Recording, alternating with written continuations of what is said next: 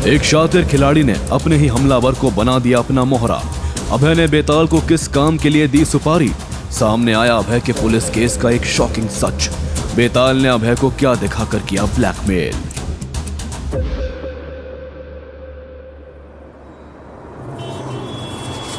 बेताल ने रंजीत ठाकुर को फोन पर 15 करोड़ रुपए लेकर वहां बुलाया, जहां फिलहाल उसने अभय को घेर कर रखा था।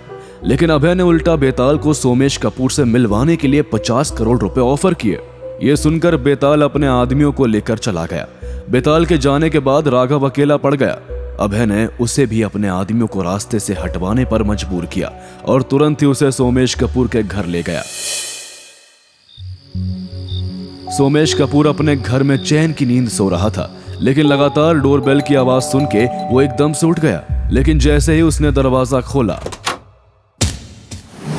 अभय के मुक्के से सोमेश पूरे 1 घंटे बाद होश में आया और तब देखा कि अभय उसके सामने सोफे पर बैठा है और राघव के मुंह पर पट्टी बंधी हुई थी। अभय ने अपनी बंदूक सोमेश के माथे पर तान दी। सच सच बता, क्या किया था तुम लोगों ने 9 साल पहले मेरे साथ? ड्रामेबाजी करने की कोशिश भी की तो भून के रख दूंगा। राघव के पापा की डेथ के वक्त मैं भी लॉस में था।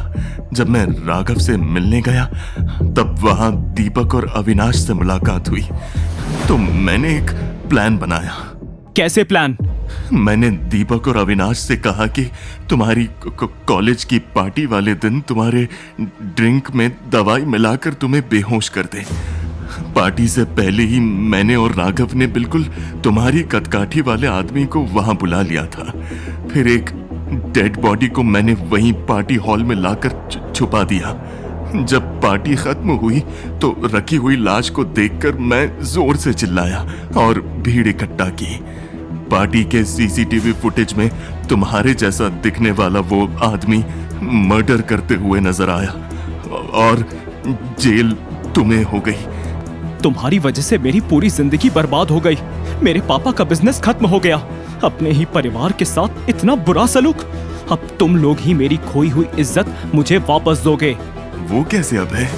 कुछ दिनों बाद हमारे परिवार ने शहर के बड़े बिजनेसमैन के लिए जो पार्टी रखी है, उस पार्टी में तुम आओगे और सारी सच्चाई सबके सामने माइक पर बोलोगे, वो भी कैमरास के सामने। अभय उस घर से निकल गया। तभी उसे जोरा का कॉल आया। अभय, तुम्हारी एक्स वाइफ मिलना चाहती है। यार जोरा, प्लीज बोलो तुम उसे कि मैंने मेरी लाइफ से उसे दफा होने को कहा है, प्लीज। बहुत बार कहा मैंने, अलग अलग तरह से समझाया उसे, लेकिन वो नहीं मान रही है। उल्टा मुझे ही धमकी दे रही है कि अभय अगर मुझसे नहीं मिला तो नाइट फाइटर एजेंसी के बारे में पुलिस को बता देगी। उफ, वो औरत मेरा पीछा कब छोड़ेगी? ठीक है, मिल लेता हूँ उससे। Good night. कुछ देर बाद अभय घर पहुंचा। वो बिना आवाज के अंदर जाने की कोशिश कर रहा था ताकि उसके पेरेंट्स ना जाग जाए, लेकिन वो तो पहले ही उसका इंतजार कर रहे थे। अभय, अगर शालिनी पसंद नहीं आई तो कम से कम कुछ देर उससे प्यार से बात कर लेते और फिर हमें आकर बता देते। उसे अजीब अजीब झूठ बोलने की क्या जरूरत थी? साबित क्या करना चाहते थे तुम? अरे आप क्या साबित करना चाहते हो? मैंने कहा कि मेरी गर्लफ्रेंड है, फिर भी कैसी कैसी टीचर टाइप की लड़कियों से मिलवा रहे हो। बहस मत करो तुम। गर्लफ्रेंड है बोलते हो और फिर मिलवाने से मना करते हो। अरे बचपन से जानते हैं हम तुम्हें, कोई गर्लफ्रेंड वर्लफ्रेंड नहीं है तुम्हारी। वाह वाह, कितना कॉन्फिडेंस है आपको अपने बच्चे पर। मेरी गर्लफ्रेंड है, सचमुच है, और मैं उसे आपसे परसों मिलवा दूंगा। और अगर नहीं मिलवाया तो अगले दिन शालिनी के साथ डेट पर जाना पड़ेगा। डील? हाँ हाँ डील। सो जाइए अब दोनों। अगली सुबह अभय ने नींद से उठते ही सानिया को कॉल किया। क्या बात है, आज सुबह सुबह मेरी याद आ गई?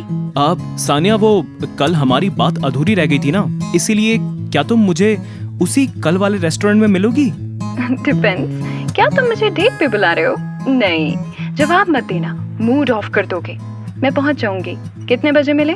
न जाने क्यों अभय को भी सानिया से मिलने के बारे में सोचकर अच्छा लग रहा था। उसने सानिया को वक्त बताकर फोन काटा कि तभी मिहिका का कॉल आ गया। कैसे हो अभय? दवाइयाँ खा रहे हो ना? यस मैम, आपकी दी हुई सारी जड़ी बूटियां खत्म कर चुका हूँ। तुम कैसी हो? वो सब छोड़ो, तुम्हें 2 दिन में ही अपने पेरेंट्स का घर छोड़ना पड़ेगा। घर छोड़ना पड़ेगा? क्यों? ये तुम्हें कप्तान साहब बता पाएंगे। अबे बेटा, तुमसे कोई मिलने आया है। अभय कंफ्यूज हो गया। वो मेहिका का कॉल काट कर बाहर आया तो देखा कि उसकी माँ बेताल को चाय का कप दे रही है और वो सोफे पे आराम से उसके पापा के साथ मुस्कुराकर बात कर रहा है। तुम क्या कर रहे हो यहाँ बेताल? अगर मारने आया होता तो इस वक्त तेरे माँ बाप की लाशें गिरा देता। फिक्र मत करो, तुमसे अकेले में कुछ बात हो सकती है। अगले ही पल अभय और बेताल अभय के रूम में थे। बेताल ने अपने फोन पर एक वीडियो चलाकर अभय को दिखाई और कहा, मुझे 50 नहीं 100 करोड़ चाहिए, समझे? बेताल ने अभय को कौन सी वीडियो दिखाई जिसे देखकर अभय के उड़ गए होश। मेहिका क्यों कह रही है अभय को 2 दिन बाद अपना घर छोड़ने के लिए? क्या सोमेश कपूर सच्चाई बोल पाएगा आने वाली पार्टी में? जानने के लिए देखिए अगला एपिसोड सिर्फ पॉकेट एफएम के YouTube चैनल पर। और बंदा ये बैडएस है के सारे एपिसोड्स को सुनने के लिए डिस्क्रिप्शन में दी हुई लिंक से डाउनलोड कीजिए पॉकेट एफएम ऐप।